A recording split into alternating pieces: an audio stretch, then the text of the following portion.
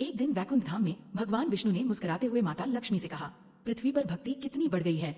हर ओर नारायण नारायण की ध्वनि गूंज रही है। मनुष्य सचमुच अब धर्म मार्ग पर लौट आया है। देवी लक्ष्मी ने हल्की मुस्कान के साथ कहा, प्रभु भक्ति तो बढ़ी है, पर वह आपको पाने के लिए नहीं, मुझे पाने के लिए है। भगवान ने विस्मित होकर पूछा, ऐसा कैसे कह सकती हो लक्ष्मी? वे तो मेरा ही नाम जपते हैं, तुम्हारा नहीं। लक्ष्मी जी ने सहज स्वर में उत्तर दिया, नाम आपका ही लेते हैं प्रभु, पर आशा मुझसे करते हैं। यदि विश्वास न हो तो चलिए आज पृथ्वी पर इसकी परीक्षा कर लेते हैं। भगवान विष्णु एक साधु ब्राह्मण के वेश में एक गांव पहुँचे। उन्होंने एक घर के द्वार पर दस्तक दी। घर का मालिक बाहर आया और विनम्रता से बोला, महाराज आप कौन हैं? ब्राह्मण रूपी नारायण बोले, मैं यहाँ भगवान की कथा और कीर्तन करने आया हूँ। मालिक ने आदर पूर्वक कहा, महाराज ये तो सौभाग्य की बात है, आप हमारे घर में ही रहिए। जल्द ही पूरे गांव में ये समाचार फैल गया कि एक साधु कथा सुनाने आए हैं। पहले दिन कुछ ही लोग आए, पर जैसे ही कथा आरंभ हुई दिव्यता की लहर फैल गई। दूसरे दिन भीड़ और बढ़ी, लोग मंत्रमुग्ध होकर कथा सुनने लगे। भगवान नारायण मन ही मन प्रसन्न हुए।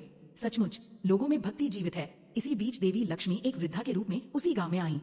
वह एक घर के सामने पहुंची। उस घर की महिला कथा सुनने जा रही थी। वृद्धा बोली, बेटी जरा पानी पिला दो, बहुत प्यास लगी है। स्त्री बोली, माताजी अभी कथा शुरू होने वाली है, देर हो जाएगी।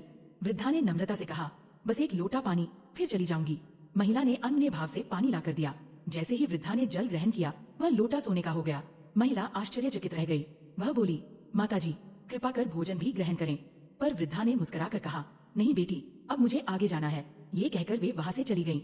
थोड़ी ही देर में पूरे गाँव में यह बात फैल गयी।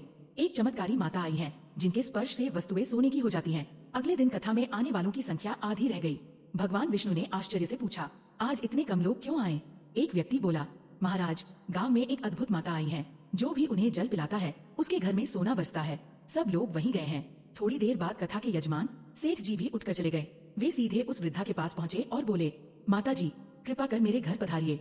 लक्ष्मी जी बोली, जब तक गाँव में कोई संत विद्यमान है मैं यहाँ नहीं ठहरूंगी। सेठ जी ने संत रूपी भगवान नारायण से कहा, महाराज आप धर्मशाला में ठहर जाए, क्योंकि मेरे घर में अतिथि आ रहे हैं।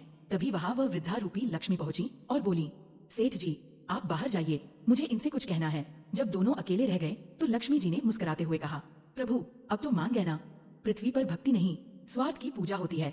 भगवान विष्णु गंभीर स्वर में बोले, हाँ लक्ष्मी मैं मान गया कि तुम्हारा प्रभाव असीम है, पर याद रखो तुम्हारा आगमन तभी हुआ जब मैं संत रूप में यहाँ आया।